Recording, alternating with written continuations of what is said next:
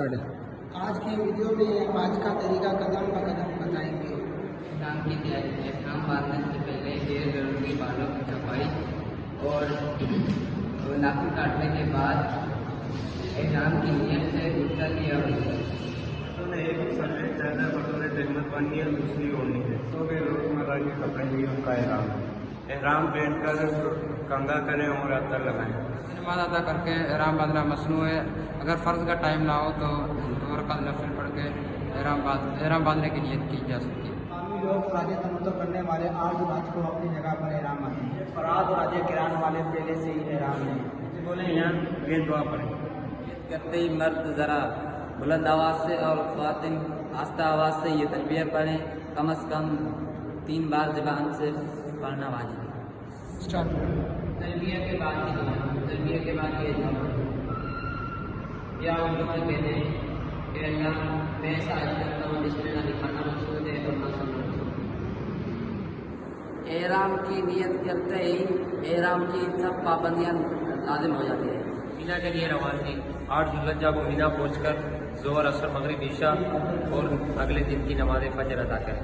तो यूम अरफा के यूम तरविया के मीना के लिए रवानगी 8 जुल्हज्जा को मीना पहुंचकर ज़ोहर असर मगरिब ईशा और अगले दिन की नमाज फजर अदा करें। राजा से हाजी मीना से अरफात के लिए रवाना हो जाते हैं। रास्ते में तकबीरें और कलमे पढ़ते जाएं।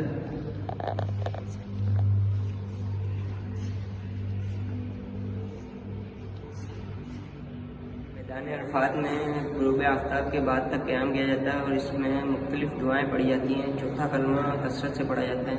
ला इलाहा इल्लल्लाहु वहदहु ला शरीका लहु लहुल मुल्कु व लहुल हम्दु युहयी व युमीतु व हुवा अला कुल्लि शैइन क़दीर। गुरूब आफ्ताब के बाद मैदान अरफात से मुज़फ्फा जाएंगे। मुज़फ्फा पहुँचने के बाद मगरिब और ईशा की नमाज 1 अज़ान 2 तकबीर इकामत की जाएगी।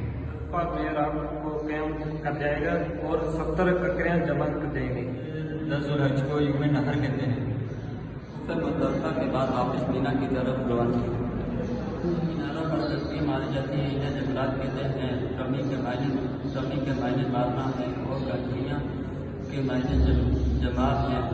जिन मीनारों पर तस्बीह मारी जाती है जमरा उक़बा, जमरा वस्ता और जमरा उला या उखरा कहते हैं। 10 ज़ुल्हज को मीना पहुँच कर से मीना जमरा उक़बा को ककरियाँ मारना होता है।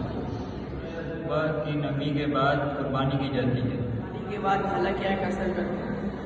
रात पूरा सर मनवाते हैं। ये हलक सारे बालों का एक पूरा कटवाती है। इसे कसर करते हैं और इसके बाद एहराम खोलते हैं। 10 तारीख यौम नहर को रमी जमरात और कुर्बानी करने के बाद तीसरा अहम काम तवाफ़ ज़ियारत के लिए खाना कमा जाना है।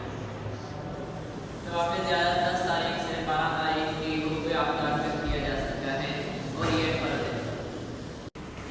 तवाफ़ ज़ियारत के बाद सफ़ा मरवा की सही करना वाजिब है। तवाफ़ ज़ियारत और सही के बाद मीना तशरीफ़ लेके जाएंगे। वहाँ क़याम करेंगे। 11, 12 और 13 जुल्हज को यौम तशरीक़ कहते हैं। इन तीनों दिनों में मीना में क्या करते हैं? 11 जुल्हज को किए हुए काम दिनों जमरात की रमी नमाज ज़िक्र और दुआ। जिन जमरात की रमी की जाती है वो 3 सुतून हैं। जमरा सुगरा छोटा शैतान या छोटा सुतून, जमरा गुस्सा दरमियाना शैतान या दरमियाना सुतून,